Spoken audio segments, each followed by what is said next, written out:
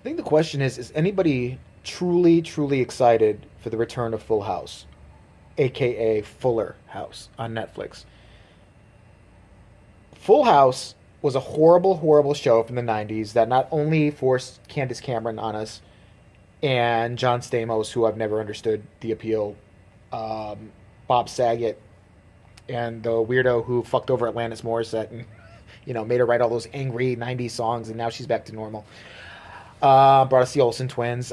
It was just a bad show. It was a bad. There's no other explanation for it or way to describe it other than a bad show that had no redeeming value whatsoever. I'm sure if you were 6 and autistic, you loved it and it meant something to you, and now you want to cling to it, and so it's back, and yay.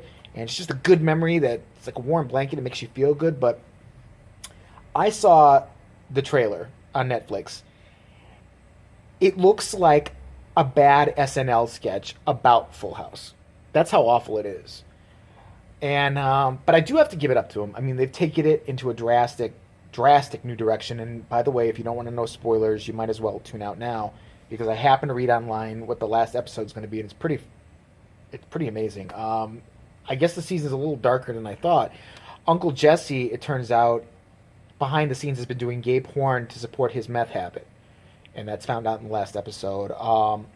Also, Candace Cameron's character DJ has a partial birth abortion, when I mean partial birth abortion, I mean like she has like a 9-month baby growing inside of her, and she finds a homeless person because at this point she's developed alcohol addiction, and she finds a homeless person to actually abort the fetus as it's coming out of her, like as she's actually giving birth. So it's pretty disturbing stuff.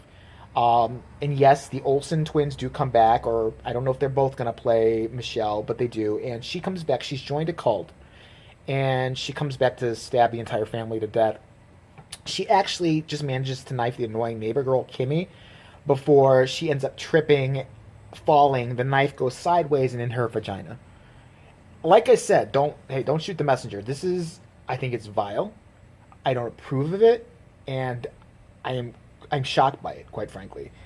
And I'm even more appalled that Oprah Winfrey makes an appearance at the end, and she plays a big black cloud that shits on the house. I don't even know why it's in there, and it's shot in it's the last 5 minutes she comes. It's shot in black and white. It's very French noir. It's very it takes on a very artistic, deep dark artistic point at the last 5 minutes. But you know what?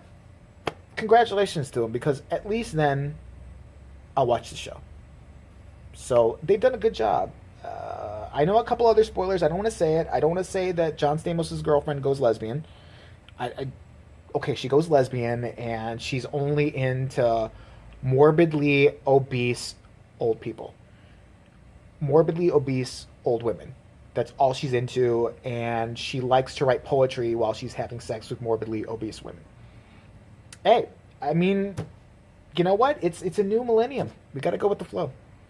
So, you know what? I take everything back I said about Full House. I'm looking forward to seeing Fuller House with this new dark slant.